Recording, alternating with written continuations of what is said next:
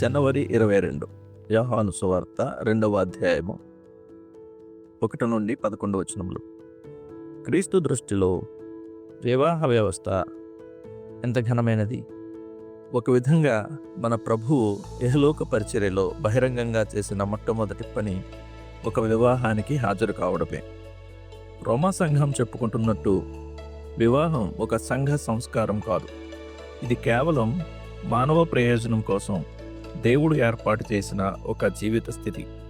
అయితే ఇది ఎప్పటికీ చులకనగా మాట్లాడదగిన లేదా అగౌరవపరిచే స్థితి కాదు. ప్రేయర్ బుక్ సర్వీస్ దీన్ని చక్కగా ఇలా వర్ణించింది.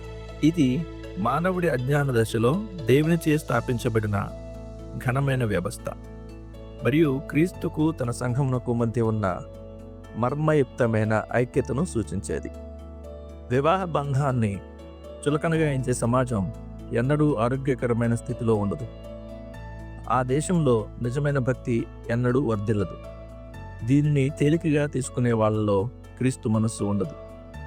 గలిలయలోని కానానులో జరిగిన వివాహానికి హాజరై దాని గౌరవాన్ని ఇనుమడింపచేసి తన తొలి అద్భుత కార్యం జరిగించిన వాడు ఎల్లప్పుడూ ఒకే మనస్సు కలిగిన వాడు.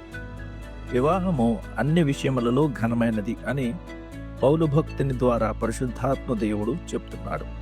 హెబ్రీ 13:4. ఏది ఏమైనా ఒక విషయం మాత్రం మర్చిపోకూడదు.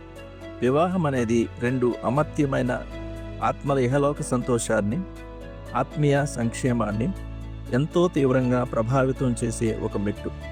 అందుచేత దీనిని అనాలోచితంగా, తేలికగా, ఆకతాయితనంగా, అన్ని విధాలా ఆలోచించకుండా చేపట్టకూడదు. నిజంగా సంతోషించాలంటే దీనిని భక్తి శ్రద్ధలతో, జాగ్రత్తగా, వివేకముతో, దేవుని భయముతో చేపట్టాలి. సంతోషకరమైన వివాహానికి క్రీస్తు సన్నిధి, ఆశీర్వాదం తప్పనిసరిగా కావాలి. క్రీస్తుకు ఆయన శిష్యులకు స్థానం లేని వివాహం న్యాయంగా వర్ధిల్లాలని ఆశించదగినది కాదు. సంతోషించి ఆనందంగా గడపడం న్యాయబద్ధమైనదే అని చెప్పుకోగలిగే కొన్ని సమయాలు ఉంటాయని మనము ఈ వచనాల ద్వారా తెలుసుకుంటున్నాం. స్వయంగా మన ప్రభువే హాజరై పెళ్లి విందును మంజూరు చేశారు. గలిలయలోని కానా అను ఊరిలో జరిగిన ఒక వివాహంలో అతిథిగా ఉండడానికి ఆయన తిరస్కరించలేదు.